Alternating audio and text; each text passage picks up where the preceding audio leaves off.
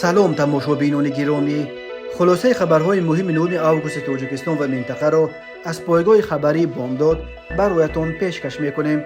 شروع میکنیم از یک نگاه کوتاه به سرخط خبر مهم روز در این برنامه. سفر به کولوب، ناگفته های فلاکت شب 6 آگوست از دید و زبان شاعر خیراندیش، زخمی شدن دو تاجیک و یک ساکن پتربورگ در زنازنه گروهی و تیرپرانی، ریدهای آمان در بلاگویچنسک و مسکو، 2 سال حکم زندان شرطی لیدر تاجیکای ورانش برای ثبت نام 3 تاجیک. در تاجیکستان قریب 3000 طبیب و همشیره شفقت نمیرسد. در نیمه اول سال 2023 در تاجیکستان 228 نفر قصد جان خود کردند. و اکنون تفصیلات خبرها.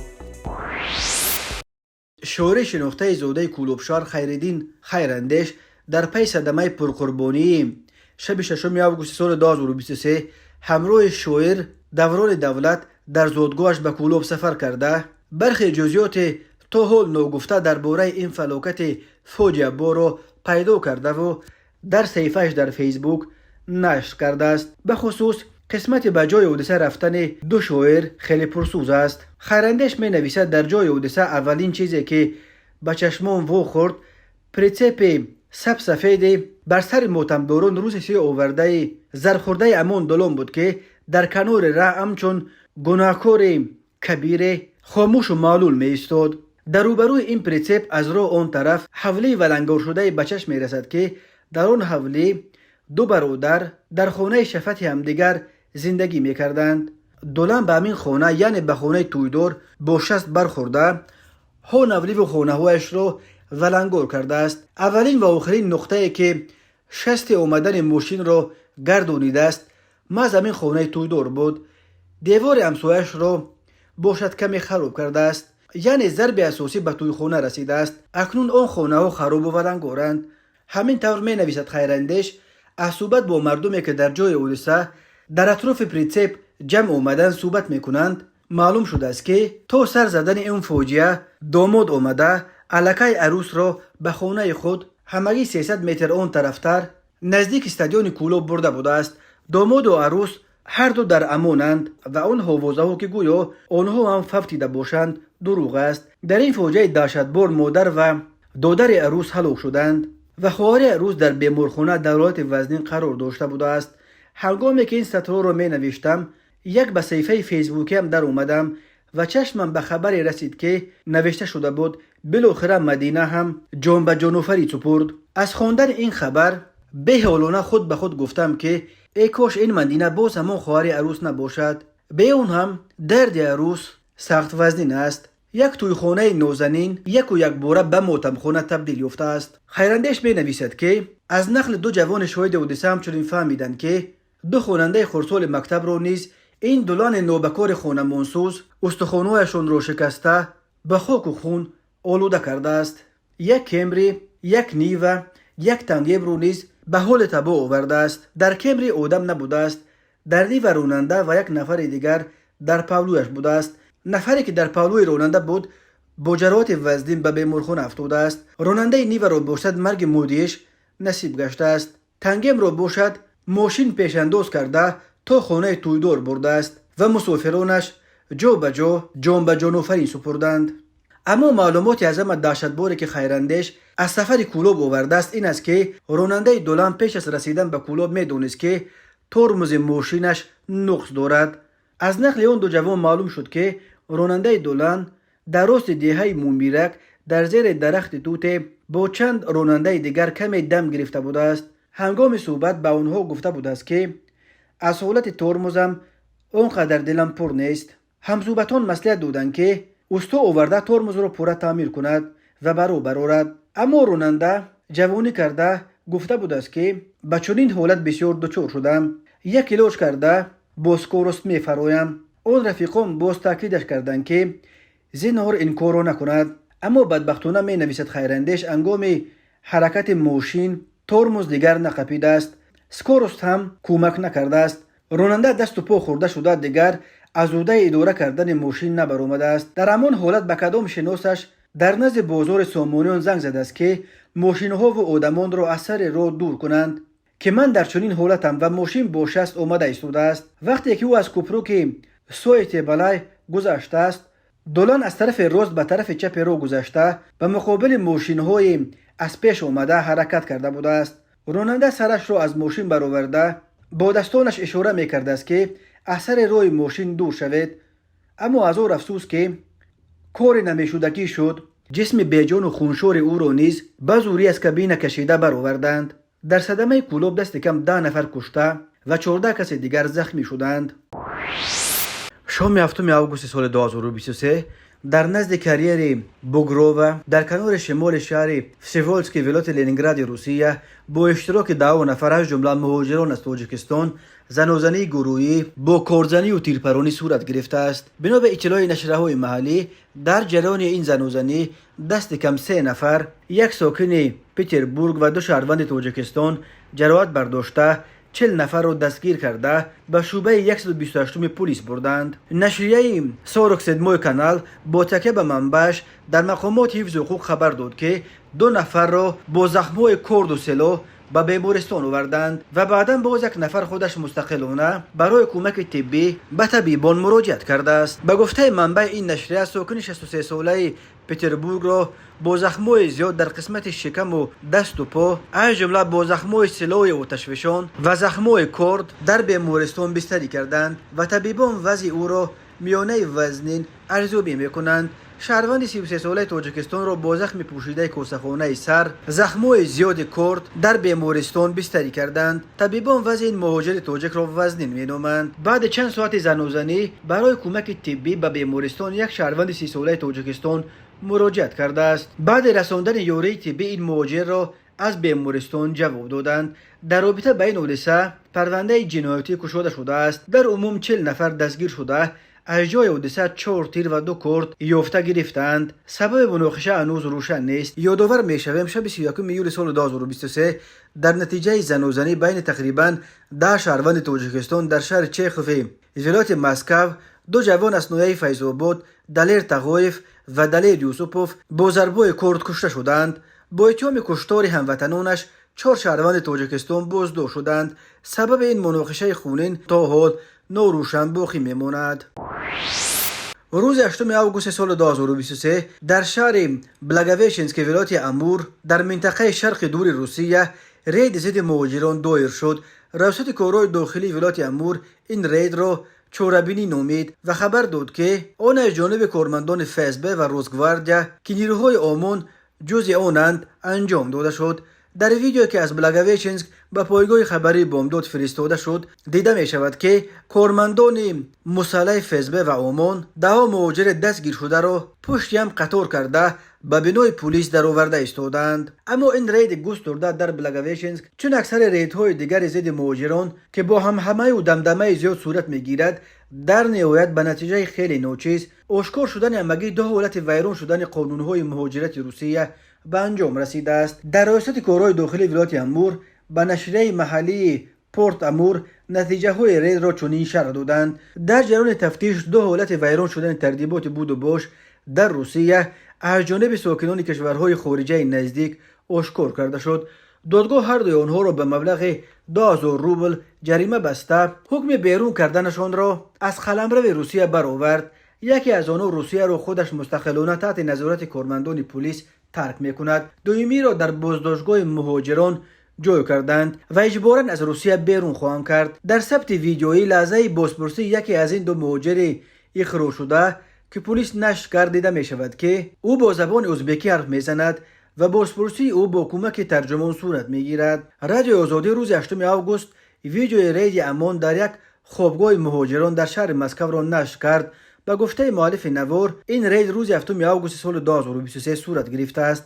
در ویدیو دیده می شود که افسران پلیس صدها مهاجر بازداشت شده را در ثانیه اولی جمع آوردند و پیش از سوار کردن به 5 اتوبوس که برای بردن دستگیر شدگان با خود آوردند آنها را مجبور میکنند که هر کدامش دستهایش را به پشت سر گذاشته در همین حالت شینوخیز میکنند. به گفته مؤلف نوار هر کسی را که این تحقیر را تحمل نمی کند و نوز کارمندان پلیس را اجرا نمی کند با الکتروشوکر چنان میزنند که جا به جا به زمین میافتد. طی چند ماه اخیر در گوشه‌های گوناگون روسیه ریدهای ضد مهاجران خیلی افزایش یافته است. قبلا وزیر کارهای داخلی دوستان نیکول و امبودسمن تاجیکستان از مقامات روسیه خواسته بودند که ضمن تفتیش حالتهای ویران شدن قاعده‌های بود و باش در کشورشان طبق قانون رفتار کرده حقوق مهاجران از تاجیکستان را پایمال نکنند.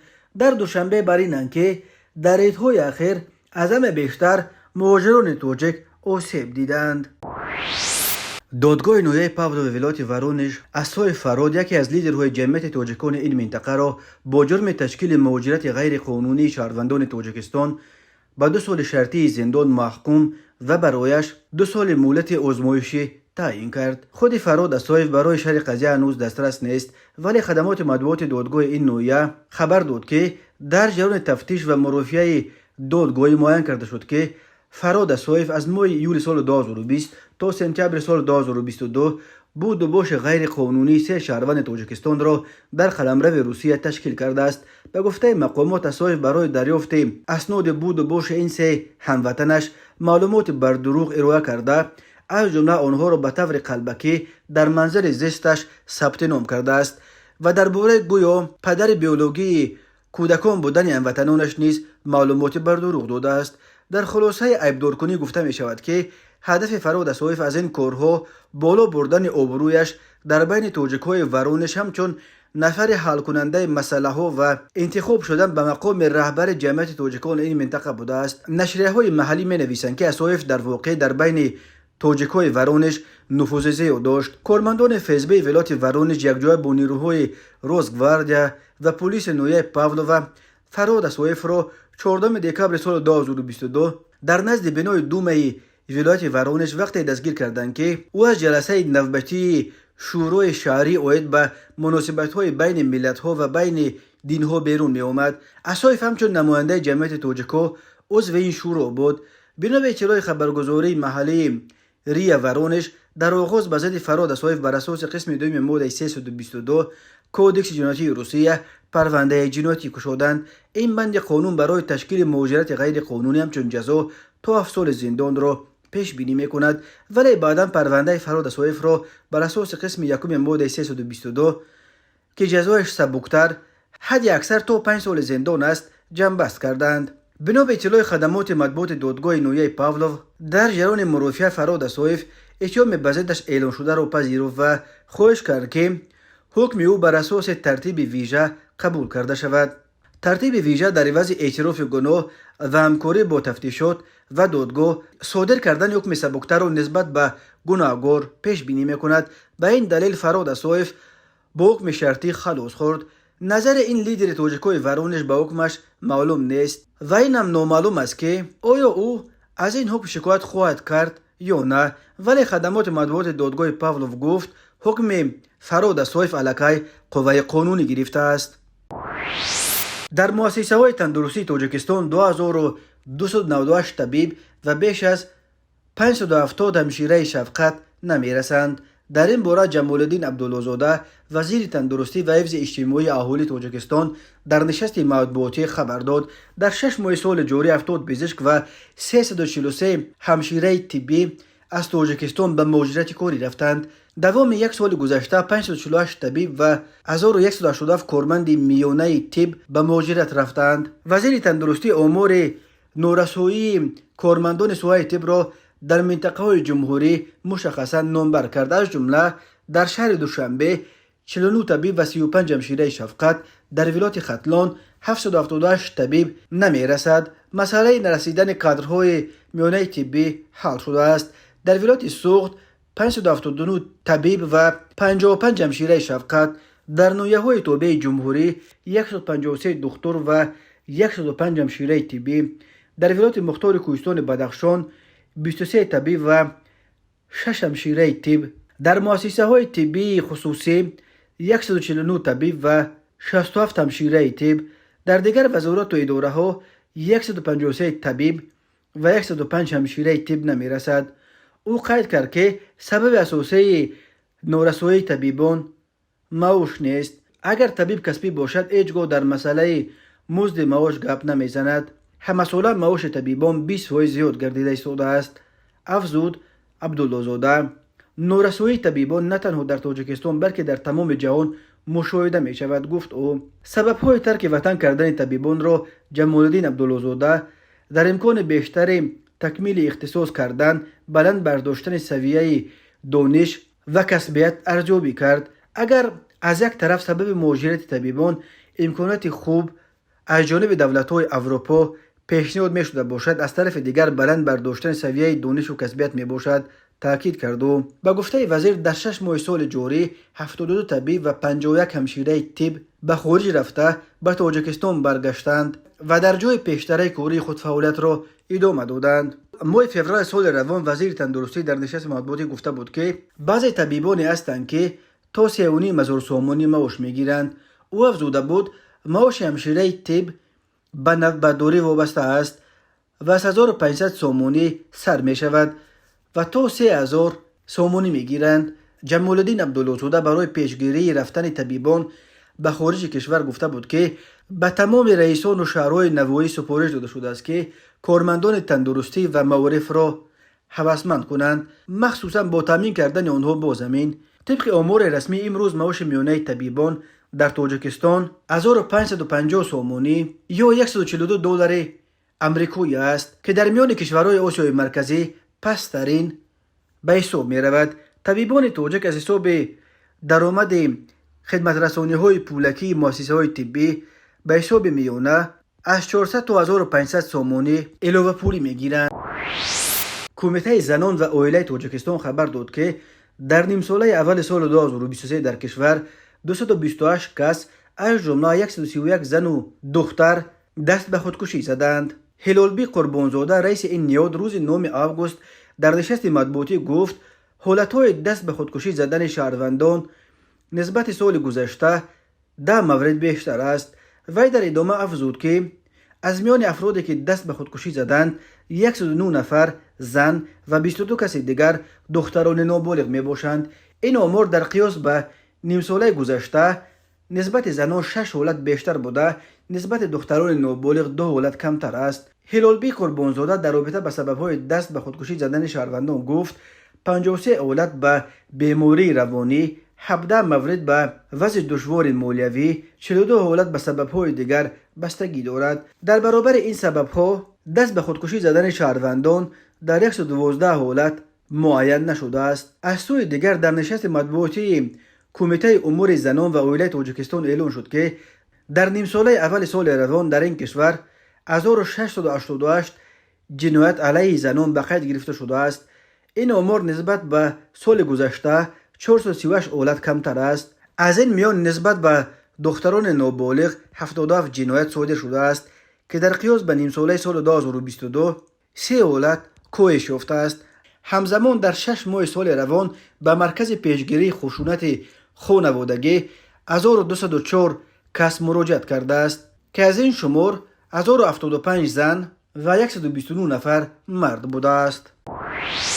روز 7 آگوست سال 2023 تخمینا ساعت 14:00 راننده افت تمغه تویوتا یلداشف شادمان سال تولدش 1989 ساکن نویه شهر توز هنگام حرکت از سمت شهر بختر به سمت نویه شهر توز در روی ماشینگرد نویه دوستی از اوده دوره واسطه نقلیات نبرآمده به سمت مقابل رو برآمده افت را چپ نموده است.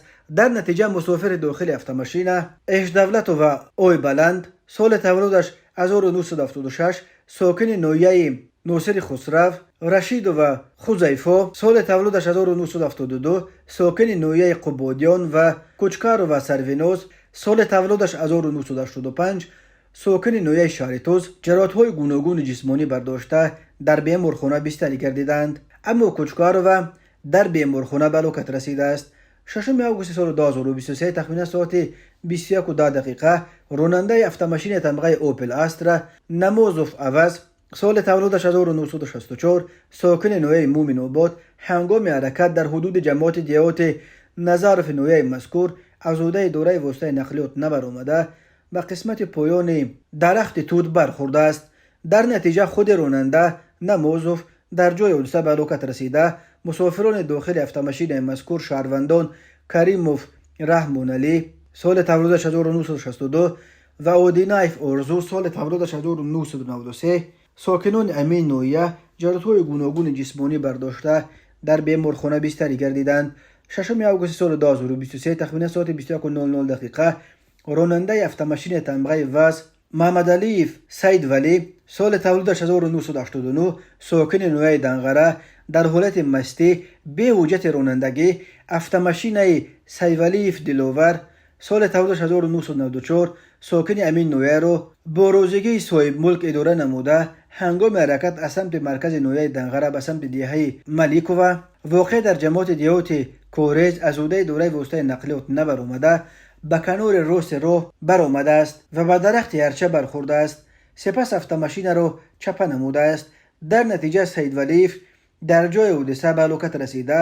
мусофири дохили автомашинаи мазкур Давлатшоев Саид Карам соли тавлидаш 1992 сокини амин ноҳия ва худи ронанда Маҳмадалиев ҷароҳатҳои гуногуни ҷисмонӣ бардошта дар беморхона бистарӣ гардиданд. оид ба ин ҳодиса таҳқиқот идома дорад.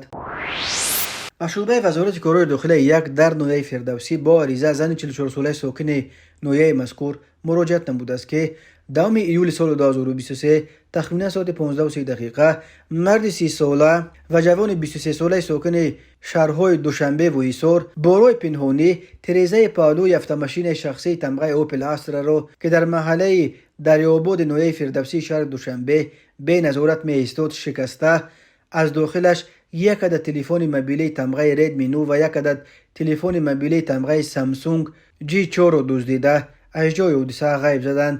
зарари расонидашуда 2200 сомониро ташкил медиҳад. инчунин марди 30-сола бо ҳамроҳи ҳаммаслаконаш ду марди 26-солаи сокинони пойтахт рӯзи 1 августи соли 2023 тахминан соати 16:30 дақиқа бо роҳи пинҳонӣ тирезаи автомашинаи тамғаи Opel Astra-и марди 45-солаи сокини ноҳияи Роғунро ки дар маҳаллаи Дарёободи ноҳияи Фирдавсӣ беназорат меистод шикаста аз дохилаш як адад телефони мобилии тамғаи iPhone 13 ки арзишаш 9500 сомонӣ ва як адад телефони мобилии тамғаи Redmi 12 ки арзишаш 3800 сомониро ташкил медиҳад дуздида аз ҷои ҳодиса ғайб заданд. ин ҳодисаҳо мавриди тафтиш қарор доранд. ҳамзамон зимни баргузор намудани чорабиниҳои оперативии ҷустуҷӯӣ аз ҷониби кормандони милитсия марди 30-солаи сокини шаҳри Конибодон бо гумони содир намудани ҷинояти дуздӣ дастгир карда шуд. номбурда 5 августи соли 2023 тахминан соати 7:30 дақиқа бо роҳи пинҳонӣ ба хонаи истиқоматии марди 65-солаи сокини шаҳри мазкур даромада аз он ҷо ҷавоҳироти гуногуни тиллоиро дуздида аз ҷои ҳодиса ғайб задааст. зарари расонидашуда 15000 сомониро ташкил медиҳад. оид ба ин ҳодиса парвандаи ҷиноятӣ бо моддаи 244 қисми 2 кодекси ҷиноятии ҷумҳурии Тоҷикистон оғоз карда шуда тафтишот идома дорад. зимни баргузор намудани чорабиниҳои оперативии ҷустуҷӯӣ аз ҷониби кормандони милитсия марди 37-солаи сокини шаҳри Ҳисор ҳамчун гумонбар дар содир намудани кирдори қаллобӣ дастгир карда шуд. номбурда 1 марти соли 2023 бо роҳи фиреб ба боварии марди 32-солаи сокини амин шаҳр даромада аз ӯ автомашини тамғаи Suzuki Vitaро ба муддати 2 моҳ ба маблағи 85000 сомонӣ ҳамчун қарз гирифта автомашинаи мазкурро аз қайд бароварда ба номи дигар нафар гузаронидааст. аммо ба ҷабридида то ҳол маблағи автомашинаро надода ӯро фиреб дода гаштааст. аз рӯи ҳодисаҳои мазкур тафтишот идома дорад. тамошобинони азизу гиромӣ, ин буд муруре ба хулосаи чанд хабари муҳими имрӯзи Тоҷикистон. хабару гузоришҳои бештар аз Тоҷикистон ва дар бораи Тоҷикистону атрофи онро дар сомонаи пойгоҳи хабарии Бомдод дар ин нишона пайгирӣ намоед: www.bomdod.com. хуш бошед.